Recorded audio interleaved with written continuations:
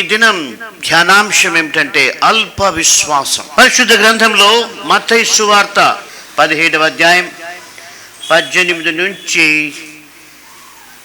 21 వరకు. అంతటా యేసు ఆ దయ్యమును గద్దింపగా అది వానిని వదిలిపోయెను. ఆ గడియ నుండి ఆ చిన్నవాడు స్వస్థత నొందెను. తర్వాత శిష్యులు ఏకాంతముగా యేసునొద్దకు వచ్చి, మేమెందుచేత దానిని వెళ్ళగొట్టలేకపోతిమని అడిగి. అందుకు ఆయన, మీ అల్ప విశ్వాసము చేతనే.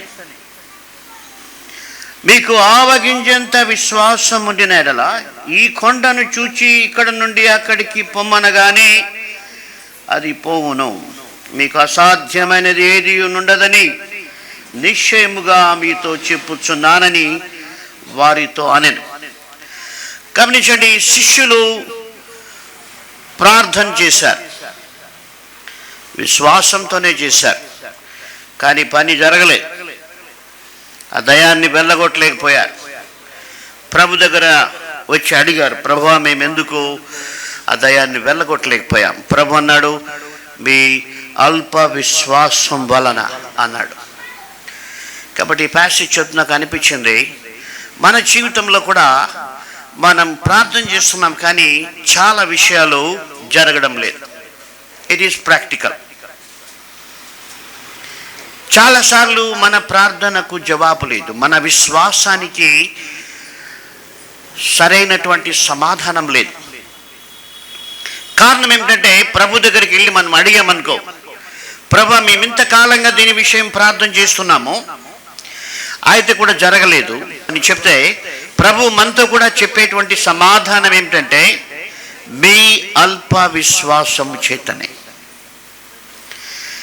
కాబట్టి అల్ప విశ్వాసం అనేది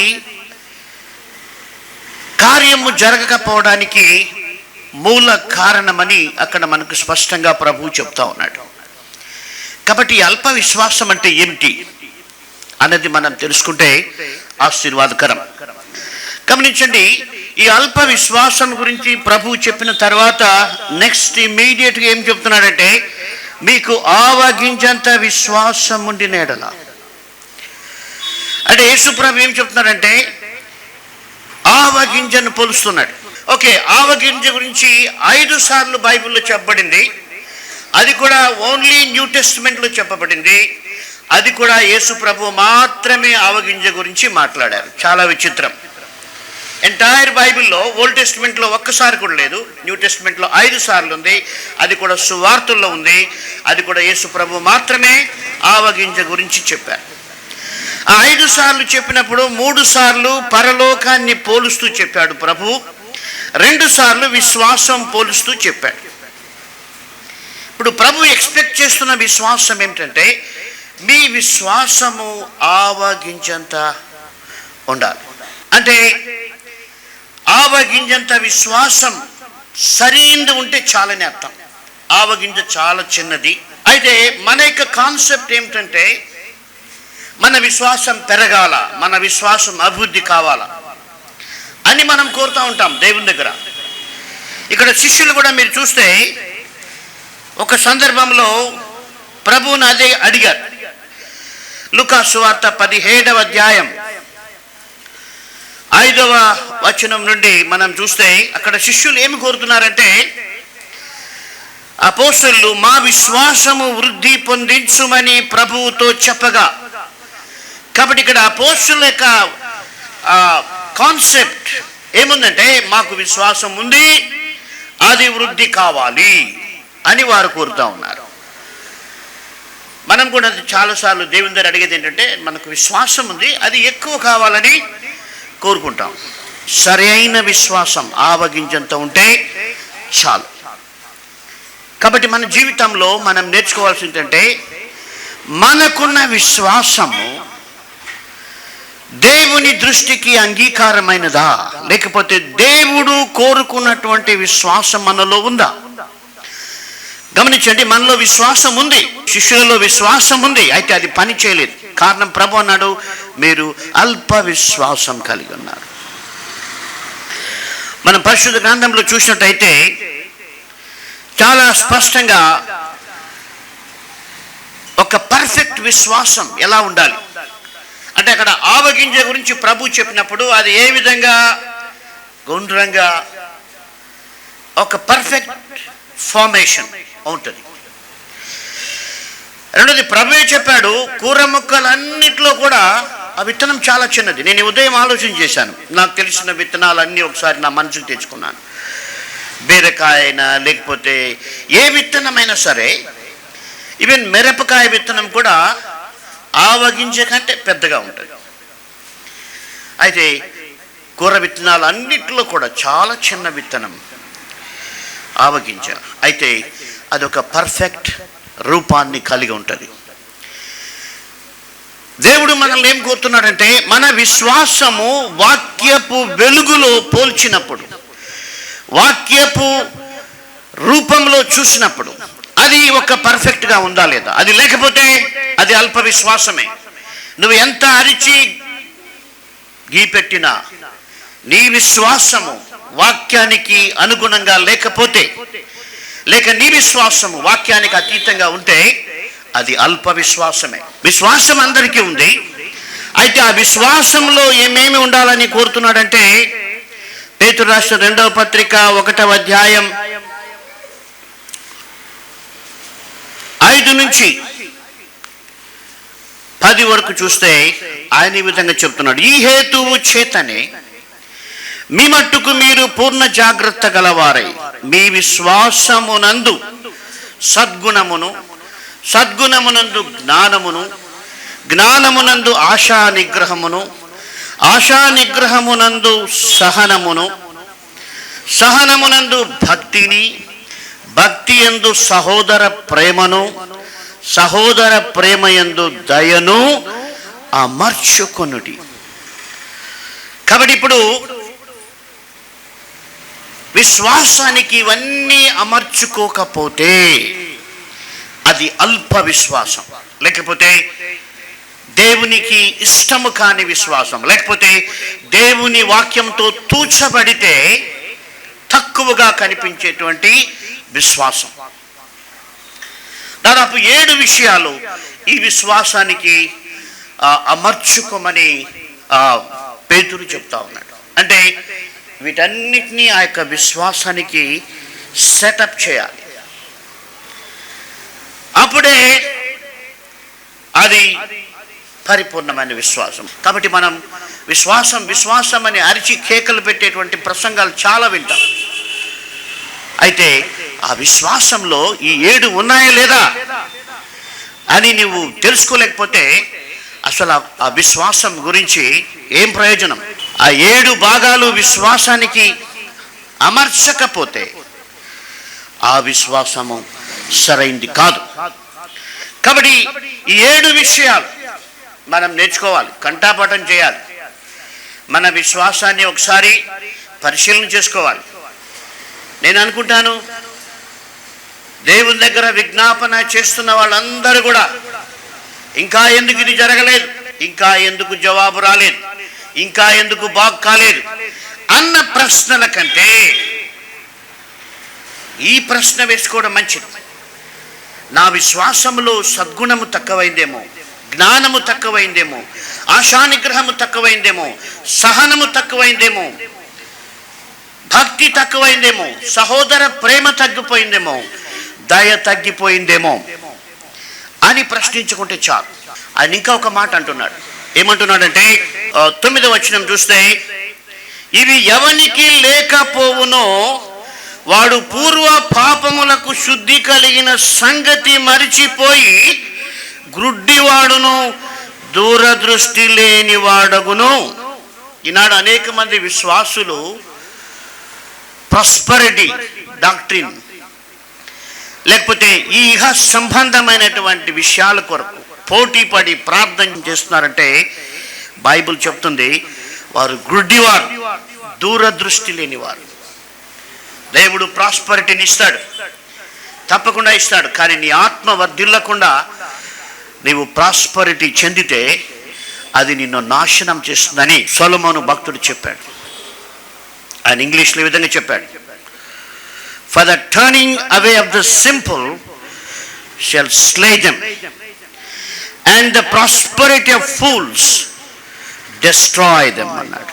1వ అధ్యాయం చివరి 2 వచనాల్లో మీరు చూస్తే ప్రాస్పరిటీ గురించి అక్కడ రాయబడింది. దేవునికి ఇష్టము కాని ప్రాస్పరిటీ నీకు వస్తే అది నిన్ను నాశనం చేస్తుంది.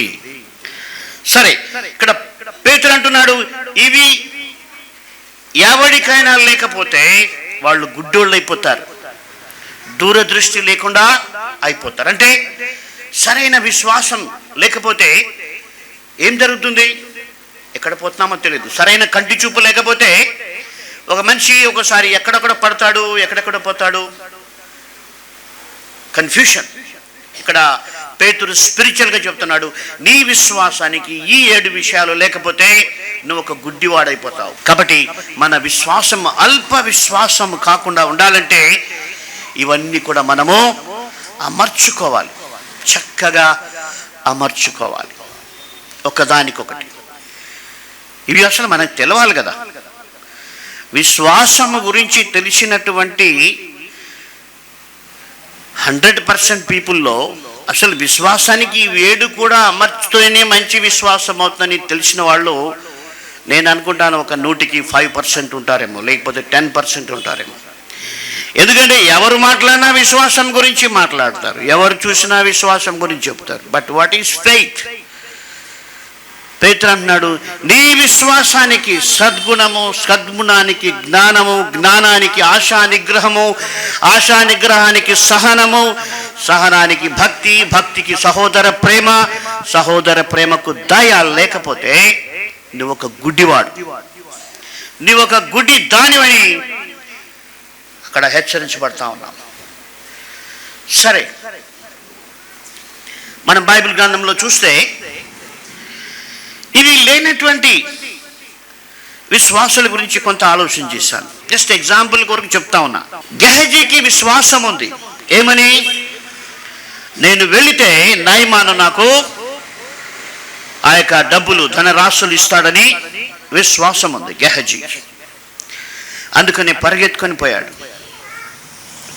కానీ ఆ యొక్క విశ్వాసంలో సద్గుణం లేదు, దుర్గుణం ఉంది, స్వార్థం ఉంది. దేవుని ప్రవక్త వద్దన్నటువంటి వాడిని తీసుకోవాలన్నటువంటి దురాశ ఉంది. అందుకే ఆయన కుష్ఠరోగిగా మారిపోయాడు. కాబట్టి సద్గుణము లేని విశ్వాసులు కుష్ఠరోగులతో సమానమని కూడా జాగ్రత్త పడాలి. రెండవది జ్ఞానము లేని విశ్వాసం. దానికి సాదృశ్యంగా న్యాయాధిపతుల గ్రంథంలో యెఫ్తా అన్నటువంటి ఒక న్యాయాధిపతి, మంచి విశ్వాసి, దేవుడు యుద్ధంలో విజయమిస్తాడని విశ్వాసం కలిగిన వ్యక్తి. అయితే ఆ యొక్క విశ్వాసంలో జ్ఞానం లేకుండా ఆయన ఒకటి నిబంధన చేశాడు దేవునితో, నువ్వు నాకు యుద్ధంలో విజయమిస్తే నేను తిరిగి ఇంటికి వెళ్ళినప్పుడు నా ఎదుటికి ఎవరొస్తే దాన్ని నీకు బలిగా ఇస్తానని చెప్పాడు. జ్ఞానము లేని విశ్వాసం. సరిగ్గా కూతురు వచ్చింది, మాట తప్పలేకపోయాడు. అందుకే ఆ కూతుర్ని బలిగా ఇవ్వడానికి సిద్ధపడ్డాడు. ఆయన చేసినటువంటి ఆ యొక్క జ్ఞానము లేని విశ్వాసం వలన అందరూ ఏడ్చారు, ఇశ్రాయేల్ అందరూ కూడా ఏడ్చారు. ఆయన ఏడ్చాడు, కూతురు ఏడ్చింది. దాదాపు 3 నెలలు ఆమె విలపించింది. యూదులలో ఇప్పటికి కూడా ఆమెను జ్ఞాపకం చేసుకొని ఏడుస్తారు. గమనించండి, విశ్వాసం ఉంది కానీ జ్ఞానము లేని విశ్వాసం ఎంత నష్టం కలుగు చేస్తుంది. చాలామంది విశ్వాసులు దేవునికి ఇష్టమా కాదా అని ఆలోచన చేయకుండా అది కావాలి, ఇది కావాలి, ఇది లేకపోతే నేను బతకలేను, ఆ మనిషి లేకపోతే నాకు జీవితమే లేదు, ఆడే నాకు కావాలి భర్త, ఆమె నాకు భార్య కావాలి. అసలు జ్ఞానం ఉందా? ఆ వ్యక్తి ప్రభువుని నమ్మిందా? నువ్వు నమ్మినావా? ఇంకా దాని కొరకు కొంతమంది ప్రార్థన, నాకు ఆమెతోనే వివాహం కావాలంటే కొంతమంది సేవకులు ప్రభా ఆయన హృదయ వాంఛ తీర్చు. అసలు విశ్వాస కాదా? దేవునికి ఇష్టమా కాదా? జ్ఞానము లేని విశ్వాసం ఏడ్పుతో ముగుస్తుంది. మూడవది ఆశా నిగ్రహము లేని విశ్వాసం. ఇశ్రాయేలుకు విశ్వాసం ఉంది, దేవుడు వారిని ఐగుప్తు నుండి బయటికి తీసుకుని వచ్చాడు. అయితే ఆ యొక్క విశ్వాసానికి ఆశా నిగ్రహం లేదు. మాంసం దొరక్కపోతే దాన్ని నిగ్రహించుకునే శక్తి లేకుండా దేవుణ్ణి పీడించారు. మాకు కానే కావాలి, మాంసం లేకపోతే మేము బతకలేము, ఆ మాంసం కొరకు కావాలంటే మేము తిరిగి ఐగుప్తుకి వెళ్ళిపోతాం. ఆశా నిగ్రహం లేని విశ్వాసం. విశ్వాసం ఉంది, ఎర్ర సముద్రాన్ని దాటారు, వస్తున్నారు, ప్రయాణం చేస్తున్నారు. విశ్వాసం లేక కాదు, ఉంది విశ్వాసం. విశ్వాసం ఉంది కాబట్టి మోషేతో పాటు వచ్చారు, విశ్వాసం ఉంది కాబట్టి ఐగుప్తుని వదిలిపెట్టి వచ్చారు. బట్ ద ప్రాబ్లమ్ ఈజ్ ఆశా నిగ్రహము లేని విశ్వాసం. ఆశా నిగ్రహము అనేటువంటిది వారి విశ్వాసంలో అడ్డుగా ఉంది. కాబట్టి ఆశా నిగ్రహము లేని విశ్వాసం కావాలి. వీరి విశ్వాసంలో ఆశా నిగ్రహం ఆ యొక్క కొద ఉంది. దేవుడు ప్రత్యామ్నాయం ఇచ్చాడు, మన్నాను కురిపించాడు, పూరేళ్లను కురిపించాడు. అయితే వాళ్ళకి అవన్నీ కాదు, వాళ్ళకి ఏం కావాలంటే వాళ్ళకి కావాల్సిందే కావాలి. బైబిల్ చెప్తుంది, దేవుడు వారి కోరినవి వారికి దయచేసను, కానీ వారి ప్రాణములకు క్షీణత కలుగ చేశాను. కాబట్టి వారు కోరిన దేవుడు ఇచ్చాడు. ఎందుకంటే ఒకటే అడుగుతున్నారు, అది లేకపోతే మేము బతకలేం, కదలలేం, ముందుకు పోలేం, ప్రార్థన చేయలేం, అది లేకపోతే బైబిల్ చదవలేం అంటుంటారు విశ్వాసం. దేవుడు కూడా విసిగిపోయి వారు అడిగినవి ఇచ్చాడు. సరే, నాలుగవది సహనము లేని విశ్వాసం. సౌలు సమూయేలు వచ్చి బలి అర్పణ చేసిన తర్వాత యుద్ధానికి పోవాలన్నది దేవుడు ఏర్పరిచినటువంటి కట్టడ, నియమం. అయితే ఆయన చూశాడు కొంతసేపు, సమూయేలు రాలేదు. వెంటనే ఈయనే ఆ బలి అర్పించేశాడు. అంటే సహనం లేదు. కొంతసేపు బైబిల్ చెప్తుంది, సౌలు బలి అర్పించిన వెంటనే సమూయేలు వచ్చాడు. వెంటనే, విత్ ఇన్ నో టైం, చాలా తక్కువ సమయంలో వచ్చేసాడు. అంటే ఇంకొక 5 నిమిషాలు లేకుంటే 10 నిమిషాలు ఆయన సహనం కలిగి ఉంటే ఆ యొక్క కీడు పొందుండేవాడు కాదు. అప్పుడు సమూయేలు వచ్చి చెప్పాడు, నీవు యెహోవా కొరకు ఎదురు చూడలేదు కాబట్టి, దేవుని దృష్టికి వ్యతిరేకంగా నువ్వు చేశారు కాబట్టి నీ రాజ్యము చీలిపోతుందని చెప్పాడు. ఐదవది భక్తి లేని విశ్వాసం. విశ్వాసం ఉంది, అయితే వాడికి భక్తే లేదు. అపోస్తుల కార్యంలో గారడి వాడు వచ్చి, వాడికి విశ్వాసం ఉంది. ఏంటంటే, అపోస్తలులు నా పైన చేయి పెట్టి ప్రార్థన చేస్తే అద్భుతాలు చేసేటువంటి శక్తి నాకు కూడా వస్తుందని ఆ వ్యక్తికి విశ్వాసం ఉంది. అందుకే వచ్చాడు, డబ్బులు ఇచ్చాడు. అయితే ఆ యొక్క విశ్వాసంలో భక్తి లేదు. దేవునికి ఇష్టమైన భక్తి, దేవుడు కోరుకునే భక్తి లేదు. అందుకే పేతురు అన్నాడు, నీ హృదయము బహుఘోరమైన దుష్టత్వములో ఉన్నదని నాకు తోచుచున్నది. కాబట్టి భక్తి లేని విశ్వాసం ఉంటే ఆ హృదయములో ఘోరమైన దుష్టత్వం ఉంటుంది. కాబట్టి మన విశ్వాసంలో భక్తి ఉండాల. తర్వాత సహోదర ప్రేమ లేని విశ్వాసం కూడా ఉంది బైబిల్ గ్రంథంలో. యోవాబు అన్నటువంటి ఒక వ్యక్తి ఉన్నాడు, వాడికి సహోదర ప్రేమ లేదు, విశ్వాసం ఉంది, పెద్ద సైనికుడు, దావీదు సైన్యంలో one of the chief personality, కానీ వాడికి సహోదర ప్రేమ లేదు. ఆఖరికి దావీదు కొడుకును చంపాడు. కాబట్టి నీవు చేసే ప్రార్థనలలో దేవుని బిడ్డలకు వ్యతిరేకమైనది నివేదన కోరుతా ఉంటే,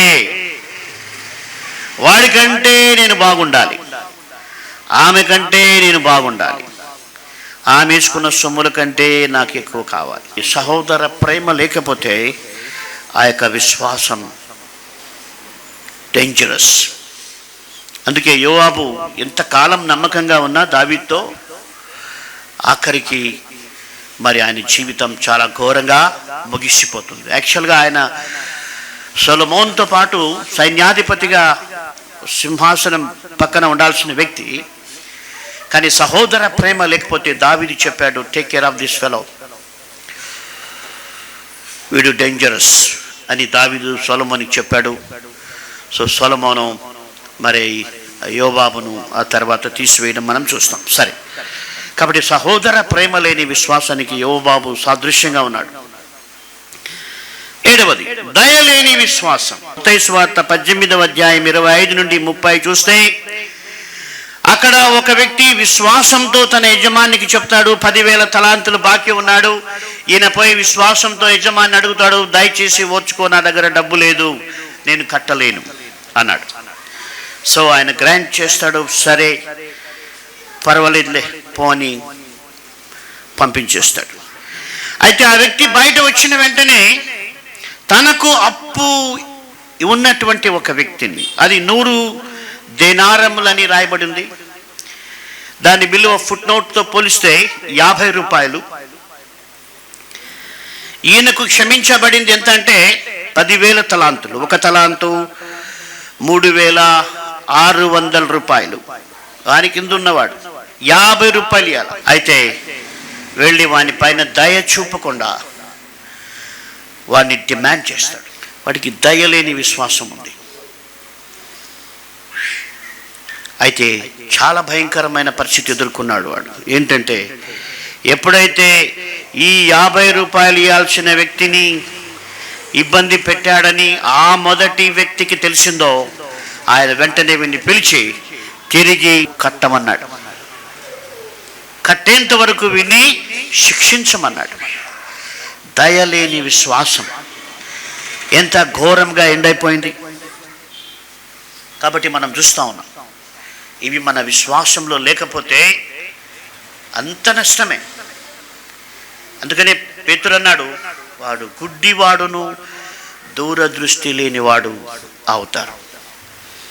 కాబట్టి మన విశ్వాసానికి ఇవి ఉన్నాయా లేదా అని పరిశీలించుకోవాలి.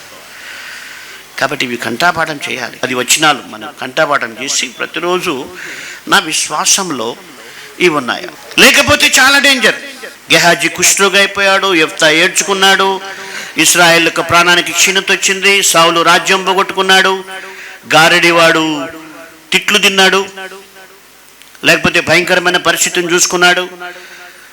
యోవాబు చాలా దీనంగా చనిపోయాడు. మరి దయలేనటువంటి వాడు చాలా భయంకరంగా శిక్షించబడ్డాడు. కాబట్టి పేతురు చాలా స్పష్టంగా చెప్తున్నాడు, ఇవి మీ విశ్వాసంలో లేకపోతే మీరు గుడ్డివారైపోతారు. కాబట్టి ఈ రోజున ప్రపంచంలో చాలామంది గుడ్డి బోధకులు ఉన్నారు, చాలామంది గుడ్డి విశ్వాసులు ఉన్నారు. గుడ్డి బోధకులు పెరుగుతూ ఉన్నారు, గుడ్డి విశ్వాసులు కూడా పెరుగుతూ ఉన్నారు. కారణం ఏంటంటే వాక్యం తెలియదు.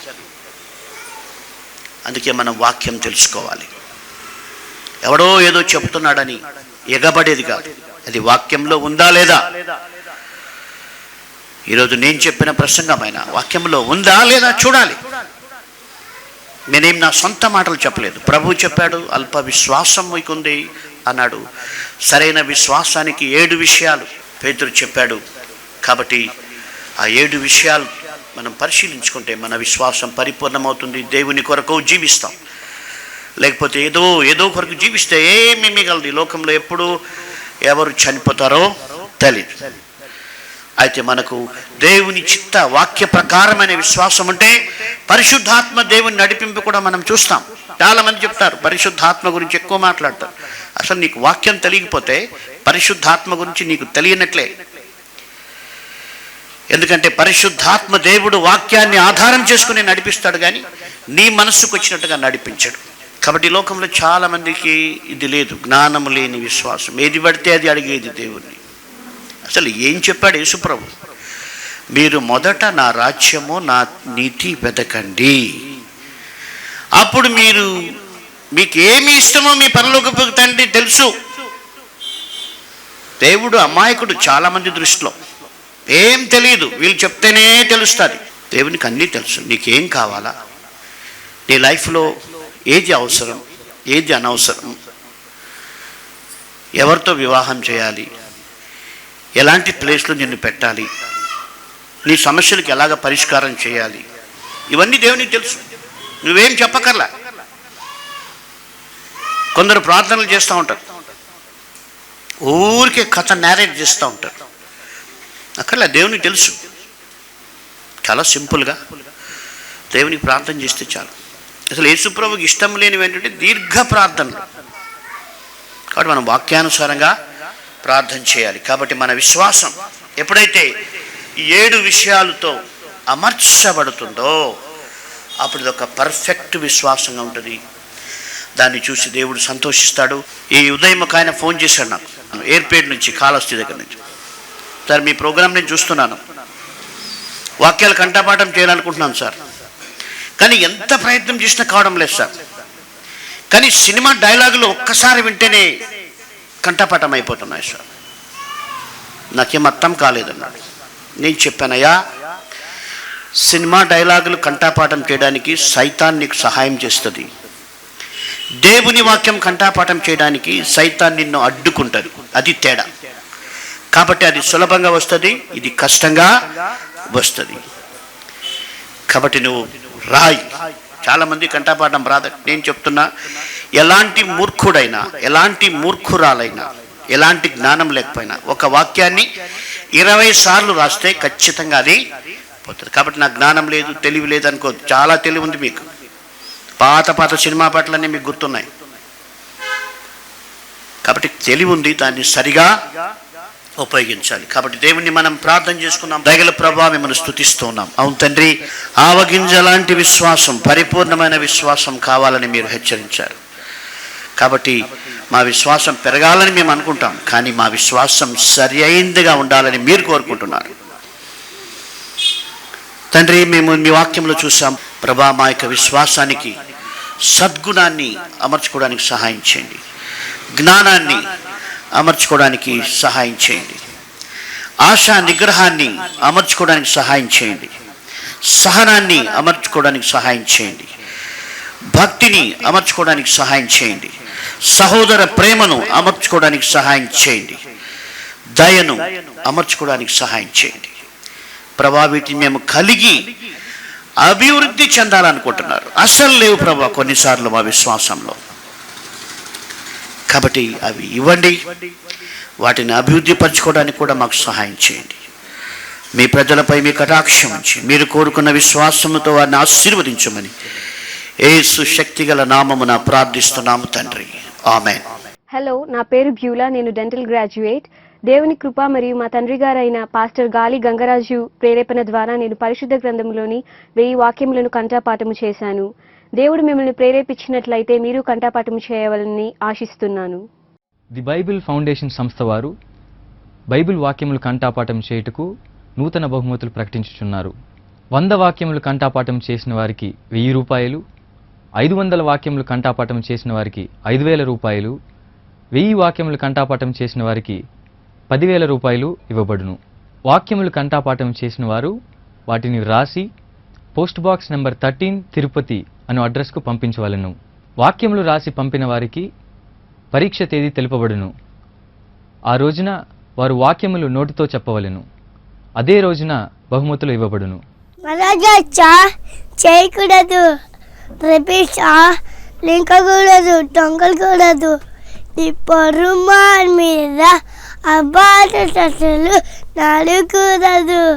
పాస్టర్ గాలి గంగరాజు గారు రచించిన పుస్తకములు: దేవుని వాక్యముల కంఠపాఠము, కంప్యూటర్ చెడు చిత్రముల నుండి విడుదల, మరణ భయం నుండి విడుదల, ఆత్మహత్యలకు అంతం ఉన్నదా, 50 ఆత్మీయ సందేశములు, శతకవితలు. మరియు బ్రదర్ జి డేవిడ్ కర్ణాకర్ గారు రచించిన పుస్తకములు: 300 అనుదిన ప్రార్థనలు, 300 అనుదిన స్తుతియాగములు, బైబిల్లోని జంతువులు మరియు పక్షులు. మరియు ఈ పుస్తకములు ఇంగ్లీష్ భాషలో కూడా లభించును. మా address: the Bible foundation, 6-8-767 SJ Nagar, Tirupati 517507.